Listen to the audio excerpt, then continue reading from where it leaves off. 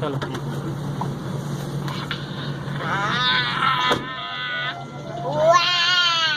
Card उठाओ। भाई की आज शादी हो रही है, हमारे भाई की। अच्छा, भाई की या चाचू की? हम उनका चाचू बुलाते हैं। चाचा वो तो चाचू इसका नाम तो भाई होता है, ये तो भाई होता है। आप तो है ना। हाँ, मैं आपके पापा का दोस्त हूँ, पता है आपको? मैंने आपको कहीं देखा है। देखा है? हाँ।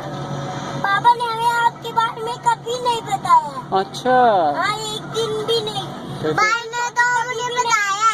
बहुत बुरी बात है फिर, है? मुझे तो भाई ने बताया आप कहाँ रहते हो। अच्छा, हाँ, जो आपको जानते हैं वो हमें नहीं बताता है ना। बड़ा शरारती है फिर पापा आपका।